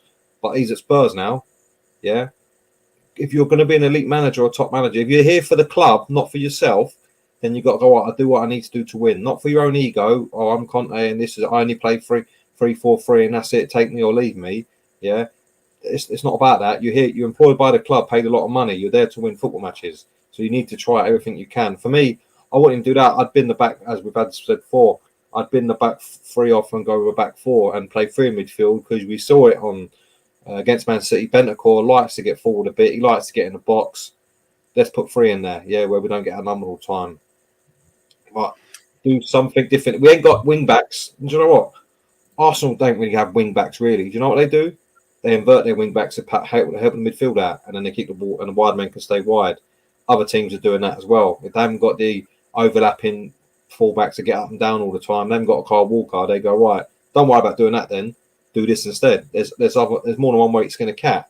So I mean, but we doing the same thing week in, week out, and the same failures, the same shortcomings, and it is becoming weekly now. Let's be honest. That we, apart from the Palace being an anomaly, we are dreadful, and that was a half every week. Yeah, and we look at the results now are starting to match the performances and have been for many weeks. What was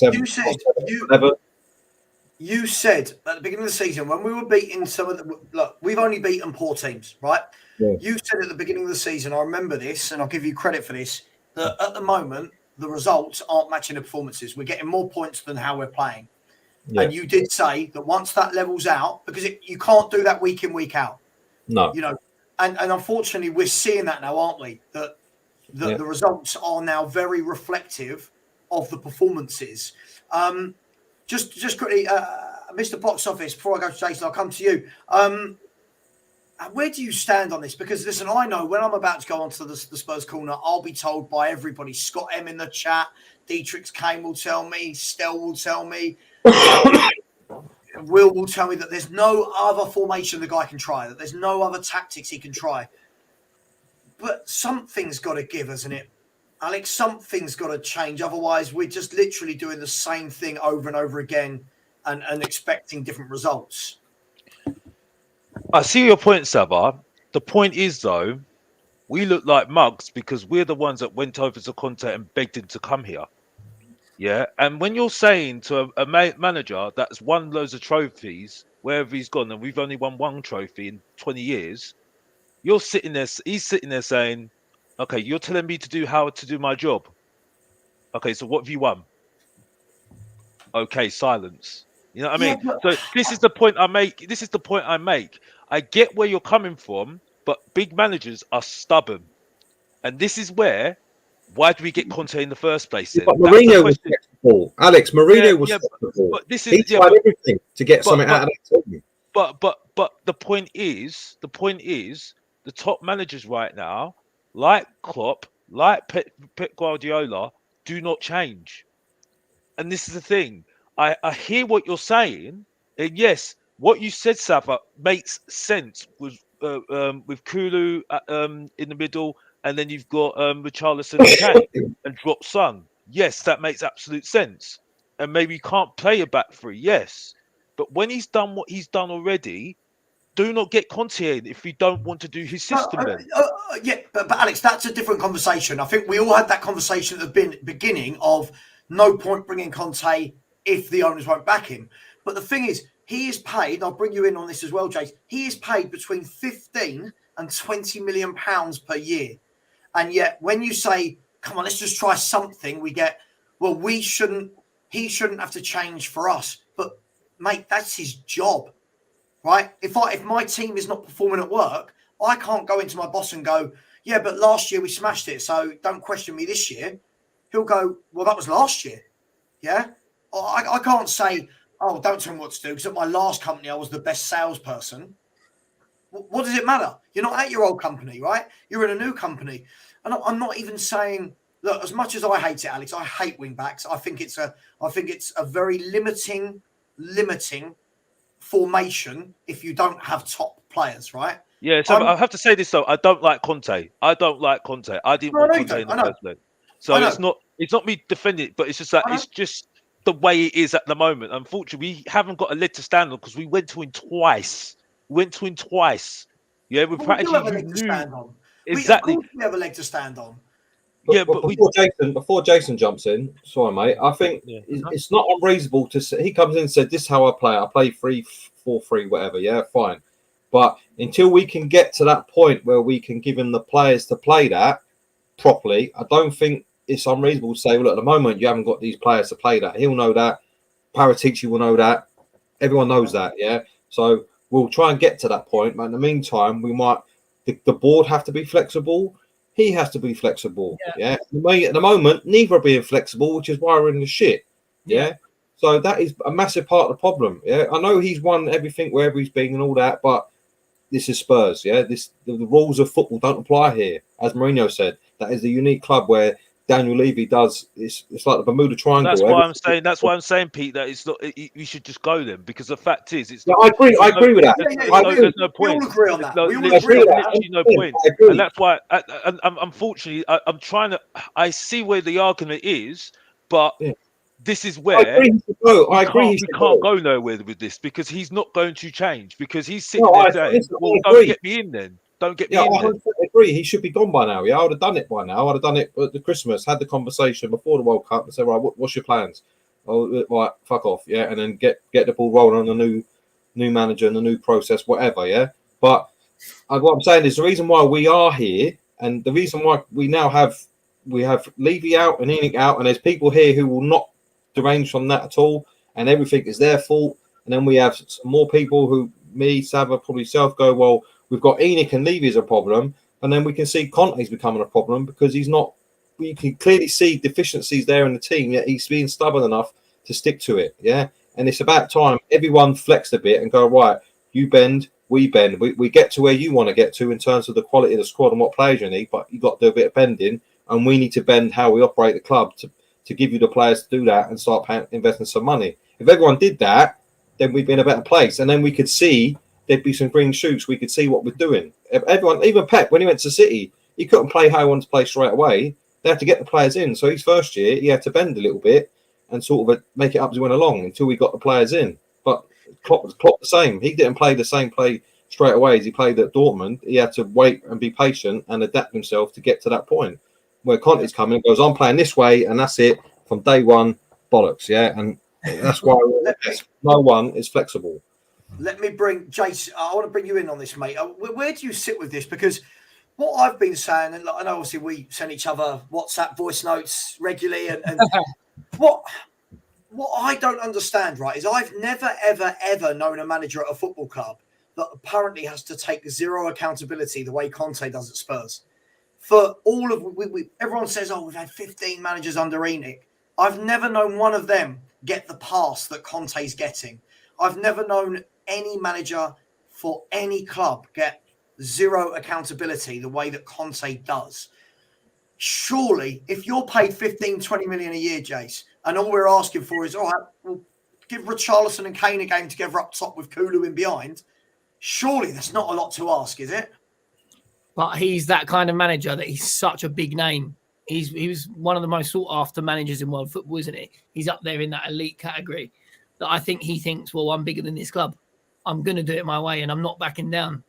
And if you want to sack me, okay, go and pay that money out. I'm the highest paid. I think he's the highest paid Premier League manager. Is that right? So. Yeah. And I think that he thinks, well, look at my track record. I've won this at Inter. I've won this at Juve. I've won this at Chelsea. I've proven that I've got what it takes.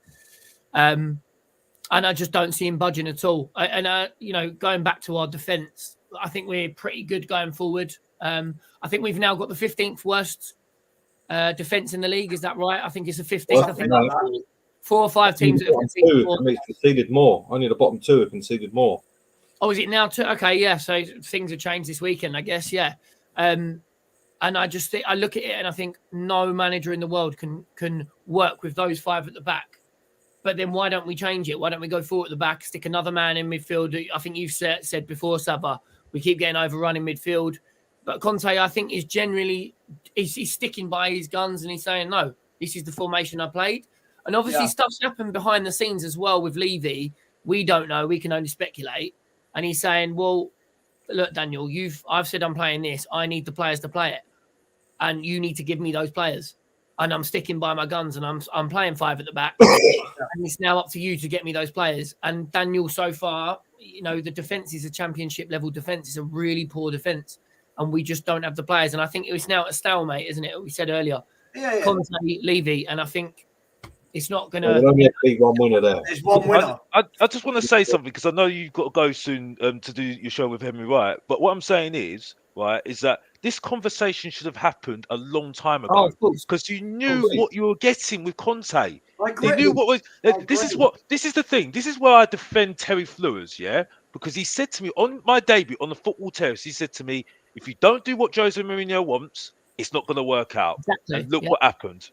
And now we're doing the same thing with Conte. We're doing the same thing. Well, yeah, but the point is I'm making though is I get your that point. I get your point. it's not. It's just no. It was the conversation should have happened a long time ago, and everyone was going over the top after we got top 4, which is not a trophy. I agree. Yeah, I agree. and why was the conversation not about the defense in the summer? Practically went over to bloody Italy, had a chat with him already. You know what I mean? And we're having a conversation again in January. It don't make sense. But I need a little bit of belief though from somebody else said. You know what I mean? But this is the sense of Tottenham fans. But anyway, let's move on. No, Just question quickly. I mean, Conte's got his reputation. We say, he's leaked this and leaked that and all that, and he's won a lot. But after Tottenham, where does he go? What big club does he go? And this is also a man. Let's be honest. Who we approached in the summer, who was unemployed in the summer, and then for a few months until we went back for him. So they weren't exactly the big clubs snapping him up as soon as he was on the market. So I think really Conte needs a bit of reality check, because the way he carries on, a lot of clubs will not be interested. Pete, he'll be fine. He'll be absolutely But fine. But what I'm saying, he won't be at a Real Madrid, Barcelona, or nowhere like, or Bayern Munich, nowhere like that. They won't touch him. They won't touch him. They said this about Mourinho. Look what he's doing at Roma at the moment. You know what I mean? So that's what it's Roma. It's Roma. What is this? When we're talking about what clubs, right? Let's be fair. Man United would not hire him. Their fans would cause a riot if they played his style of football. They just would, right? And they're right, probably. Look at their children themselves right. Barcelona. The Barcelona fans would have their white hankies out in true Spanish style within 2 or 3 games of watching how he sets up. Real Madrid would not play that style of football. PSG would not play that style of football. Where realistically does he go? Atletico? That's the only match, isn't it? It's the only match. He could, but the thing is, hang on. Who's that, Jace? I think he's going to go back to Italy. I think they said about his family being there apart from Italy, he can always have a job there. But I'm on about the creme de la creme of Europe, the top clubs will not go anywhere near him. But is it a case of Jace? Is it a case of if he's elite, Jace, and I keep hearing, why is he at Spurs? And why was an 18-month contract signed, not a 3, 4, 5-year deal? Well, you look at it, like as we said, Guardiola and Klopp, they've been given long-term projects, and it looks like the owners have trusted in them. When you're getting an 18-month contract straight away, that looks like, okay, short-term fix. We're not looking 3, 4, 5 years down the line. Right. But then why hasn't he been back straight away and the players got in and stuff? Or has he? There's so much we don't know. But it just, Both were happy. For that 18 months, though. Both were happy. So oh yeah, exactly. Otherwise, he wouldn't have signed. I can read very quickly. They could go tits up. I can read between the lines because he just said it already. He said they want young players. I want ready-made players. Right. Yeah. You know what I mean? The best thing he's done. You can read between the lines just by saying that. People say, "Oh, you're thinking too much. No. You're thinking too much." The statements are all there already. I agree. You know what I mean? agree. It's just simple. Savas talks absolute. You got absolute negative comments, and we are Tottenham TV. Big up to them, by the way. Big up to you. I wanted to come on defend you because you were talking absolute facts. And you know me, Sava. You know me, Sava. Me and you can have a go at each other all day long, like David Harris and me. Yeah, but it's football. It's all about football. Yeah, you know that we don't agree on lots of things. We'll go at each other. Yeah, but me and you. Absolutely 100% agree with me. And even Henry Wright, I don't watch him as well, and I stick to him as well. He's brilliant as well because he says the same thing I'm saying as well. Even Fuad, I don't even watch him, but I bet he's saying the same thing as I'm saying. I don't even watch the guy. I can't stand him. That's the thing. So that's the point. You know, it's like, why are we all aligned with this all day long? He's a great guy, by the way, Fuad, by the way. Good, big old to him, by the way. I'm not having a go at him. But that's what I'm saying. You see what I'm saying? You know, it's like it's quite simple, and I don't understand why people are saying, "Oh, you're just assuming things." You don't know the facts. You don't know it. He's saying it himself, Conte. He hasn't even signed the contract. This is going to be the best thing he's done. Legacy will be for what he has basically pulled the curtain away. Yeah, we've seen it a bit with Paratici as well with what's going on and the lack of leadership. But with what Conte is saying, the curtain has been pulled away now. Yeah, this will be his legacy. Is he put it out there? The first manager actually said everything that needs to be said. Yeah, he will always be remembered for that, and I think we should always be appreciative of that. regardless of what happens with him, about what he's done in terms of bringing a board to highlight and what their actually plans are. Because for too many years, fans have been, we should get Guardiola, we're going to go for Bastoni Stadium, we're going to have this, we're going to buy that, and all that, and it's all crap because he has come out with the old truth bomb that said exactly what is going on, which what we all believed anyway. But he's actually now come out and said it. The first one that's done it, and for me, this would be what we will appreciate him for the most in the long run. Not for anything on the pitch because it's going to come to a wrong. I only will, Pete, if he gets up and leaves before the contract ends. I'll have major. I agree. I agree. I'll have so much respect for him. Yeah, I agree. If he does that, if he just lets the contract run down, the problem is this, right? The problem is, and this is what saying it is enough. I think saying it is enough for me because he's actually said. Hang on. Hear me out on this, right? If he gets up at the end of 1st of February, transfer window shut, and he turns around and you wake up in the morning, you see breaking news, Antonio Conte has walked away from Spurs, and it's, I've left because their vision didn't match mine. I wanted to win things. They want young players, blah, blah, blah, blah, blah, blah, right? Straight away then, you're in the middle of a season and fans have then got a decision to make themselves. Do they then protest inside the stadium? Do they then give Levy grief every 90 minutes, therefore, right? If he walks at the end of the season, when all the games are done, all the tournaments are finished, right? He leaves in the summer, there's no games. Yeah, I see what you're saying. There's no games, so Levy won't be hurt in any way, shape or form. And it gives them a whole summer to start spinning that Levy PR machine, right? Yeah. All summer. Yeah. Then all they'll do if we leave it to that point, it will be, right, then they'll try and get Poch back because that will appease so much of our fan base, right? The Levy PR machine will have a whole summer, guys, to get over it. I agree. That would be great if that happens. But you know as well as I do, the second Levy gets an inkling that's going to happen, he will sack him to get that. I agree. Him first. He will not have that. But that would be his fault, though, Levy, if he does that. So everything's his fault. He's accountable. Everything's always his fault. He's the root cause of all the problems. Yeah. Conte needs to walk. Conte needs to walk. You're speaking absolute facts, Sava. I said it in my video. If you don't know, get to know. I've said it already. It's a debut video already. So I've said it already. So like I said, and Mr. Box Office talks the truth every single time. I said that he needs to walk. He has to walk. And I have absolute respect for him if he does that. If he's staying at Tottenham, he's there for the money, and that's it. And I don't respect him at all. 100%. 100%. He's staying for the money to the end of the season because, 100%. Basuma's not his signing as well, man. Sorry. Guys, I'm gonna end the show in about 3 or 4 minutes. And listen, I'm putting a link in the chat. That is the link to the Spurs Corner, which will probably start. Before we go, does Alex want to plug his show? Because I don't think he's done that yet.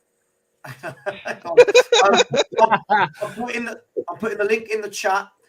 Henry's probably going to go live about 9:05. I'm sure there'll be quite a lot to talk about with Fulham, with what's happened with Man City and Paratici and all that kind of stuff. So please jump over there and show some support. Just quickly before we do go, guys, something Alex said there just made me think, right? Oh, sorry, it might have been Pete. One of you said it.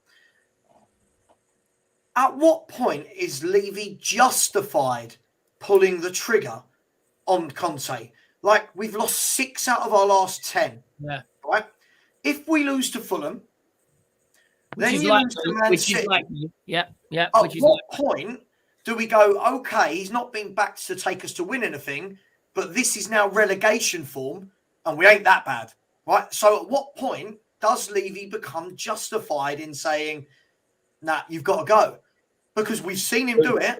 If we lose on Monday, I think that could be the time. Whether it's justified or not is another thing, but in his eyes, he will be. We're not stupid enough to go, hang on, you're right there. You caused the problem in the first place, as you always do. But I think if we lose on, because we're 5th, but all the teams around us got a game in hand. So once their games are played, we'll play another. We'll still have a game in hand on. They still have a game in hand on us come Monday, maybe even 2, and we still won't be in the top 4. And I think that will be the time where he might go, right, I need to try and save this and try and, because top 4 is everything to Levy, isn't it? While there's still a chance, while they can still get a change, he may get a bounce just to get in there, like he did with Conte in the first place, albeit a bit over a longer period. But I don't think it'll ever be justified in terms of what we see, but in terms of what he's thinking, it'll be the time. As soon as he gets an inkling, Conte is going to walk. yeah, that whatever comes first, or he really feels top four is under real threat. Which if he ain't felt that already, then I don't know where he's been. But let's be honest, where is he? Where is anyone? Where is anyone? I need to speed this. I need to speed this up. Just really, really quickly before I get your last two bits, Alex and Jace. Just quickly, no, please do not go into other YouTubers' chats and spam them with Levy or out. Please don't. Every YouTuber, right, works really, really hard to get their show up off the ground, right? And all we will do if we do that is push those people away from jumping over the fence and joining any sort of movement. It's and you make Enoch out look like a bunch of idiots while doing it. Yeah, You're like kids. Don't do it. Alex, just quickly in 20 seconds, could he be sacked very soon if we lose the next couple? Yes, and I want Poch back. I've said it on my channel already, so I'm not saying any more on that. So I'll put my things on, and that's it. Okay, Jace, could he be sacked? I'm not sure if he'll sack him or not. I'll just leave it out to the end of the season. We're stagnant FC. Everything we do is just left, isn't it? Like we've not signed anyone, we've not sold. So I wouldn't be surprised if Levy just lets it go to the end of the season, and we end up finishing 5th, 6th, 7th, 8th, and he just lets it go because he normally does with everything else. He's just negligent, isn't he? So yeah. Okay, guys, thank you very much. Listen, if you don't know, you better get to know. Please go and see Alex's video that he's just been editing. Subscribe to him. Please continue to subscribe to me. Thank you so much for everyone who sent in super chats. I think I've missed 2. Francis said, how can AFC be 17 points up with a game in hand? Yeah, absolutely. It is shocking, the turnaround. Borodin said you can only kill the snake by removing the head. And I think that's a great 100%. way. That's a great way to leave the show. So thank you very much. We'll see you for more during the week. Please, I'm going over right now to join Henry's panel. Please go and watch that show. And his YouTube link is in the chat. Much love, everyone. As always, Enoch and Levy out.